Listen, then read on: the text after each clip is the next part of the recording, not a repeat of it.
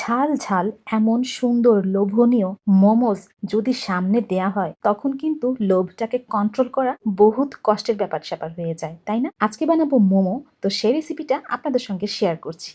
চলুন দেখে নিই কিভাবে চিকেন মোমো বানাবো। চিকেন মোমোর জন্য আমি প্রথমেই মুরগির বুকের মাংস নিয়ে নিয়েছি প্রায় 2 কাপের মতো।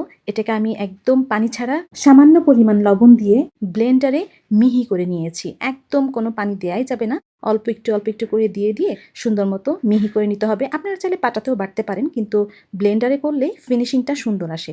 দেখিয়ে দিলাম। এরপরে আমি এখানে দিয়ে দিয়েছি পেঁয়াজ, তারপরে কাঁচামরিচ একদম রাফ চপ করে দিয়েছি। দিয়েছি পরিমাণ মতো লবণ, সয়া সস দিয়েছি, আদা রসুনের পেস্ট দিয়েছি, তারপরে দিয়েছি সাদা গোলমরিচের গুঁড়া। আপনারা কালো গোলমরিচের গুঁড়াও দিতে পারেন। এটাকে ভালো মতো এখন হাত দিয়ে মিক্স করে নিতে হবে। এখানে আপনারা চাইলে অল্প একটু গরম তেলও দিতে পারেন, তা আমি আর সেটা দিচ্ছি না। আলাদা একটা বাটিতে ডোর জন্য নিয়ে নিয়েছি ময়দা বা আটা, আপনাদের যেটা খুশি সেটা নিতে পারেন। অল্প একটু লবণ দিয়ে নিয়েছি আর দিয়ে নিয়েছি সয়াবিন তেল। এটা কোনো মাপামাপির কোনো ব্যাপার না, আপনি যতটুকু বানাবেন সেটা অনুযায়ী আর কি অল্প অল্প করে দিলেই হবে। এরপরে দিয়ে দিচ্ছি রুম টেম্পারেচারের পানি।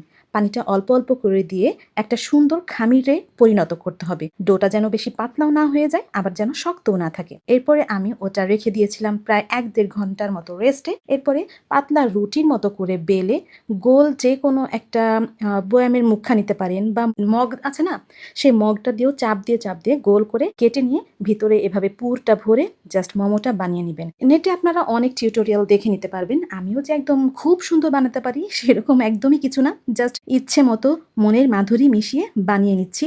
জাস্ট মোমোর শেপ হলেই হয়েছে। বাসাতে বানিয়ে খাচ্ছি তো, সো এত শেপ মানে পারফেক্ট যে হতে হবে বা কেউ নাম্বার দিবে সেরকম তো কোনো কিছুই না, জাস্ট মনের মতো করে বানিয়ে নিচ্ছি। এটা কিন্তু একটা খেলার হিসেবেও আর কি জিনিসটা দেখা যেতে পারে। মানে খেলতে খেলতে মোমোসগুলা বানিয়ে ফেললাম। তো আমার মোমোগুলো তৈরি হয়ে গিয়েছে।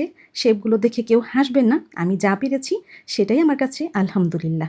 আপনারাও চেষ্টা করবেন, বা আপনারা তো অনেকেই আছেন অনেক ভালো পারেন, তো আমার এগুলো দেখে প্লিজ কেউ জাজ করবেন না বা হাসাহাসি করবেন না। এরপর একটা পাতিলে পানি দিয়ে পাতিলের উপরে ছিদ্রওয়ালা মাটির বা স্টিলের যে কোনো একটা পাত্র বসিয়ে সেটার উপরে একটা নেট বিছিয়ে মোমোসগুলো বিছিয়ে দিতে হবে। একটু ফাঁকা ফাঁকা করে দিতে হবে যেন ফুলে এগুলো ডাবল হয়ে যায়। ট্রান্সপারেন্ট কালারটা চলে আসলেই বুঝতে পারবেন যে হ্যাঁ, মোমোসগুলো হয়ে গিয়েছে। এটা আপনি যখন চুলাতে দিবেন তার 15-20 মিনিট এরকম লাগবে। 15-20 মিনিটের মধ্যেই মোমোসগুলো হয়ে যায়। তো আপনারা একটু চাপ দিয়ে দিয়েও দেখতে পারেন। তো স্টিম করার পরে এত সুন্দর লাগছে। আর আমি এখানে আপাতত সস দিয়েই খাচ্ছি। আপনারা চিলি অয়েল দিয়ে একটা সস বানাতে পারেন, সেটা আমি আজকে আর বানাচ্ছি না। আমার ইচ্ছা করছে যে ঘরে যে সস আছে সেটা দিয়েই খাবো। বাচ্চারা তো এটা দিয়েই খেয়ে মহা খুশি। তো এইভাবেই আমি একদম ইজিভাবে বানিয়ে নিলাম চিকেন মোমোজ। বানানো কিন্তু খুবই সোজা, ঘরে থাকা উপকরণ দিয়েই কিন্তু বানানো যায়। আপনারাও কিন্তু ট্রাই করবেন, আর আমার রেসিপিটা কেমন লাগলো সেটাও কিন্তু অবশ্যই জানাবেন। আর আমার ভিডিওতে যদি কোনো ভুল ত্রুটি হয়ে থাকে তাহলে প্লিজ সবাই ক্ষমা সুন্দর দৃষ্টিতে দেখবেন। ভালো থাকবেন সবাই। আল্লাহ হাফিজ। আসসালামু আলাইকুম।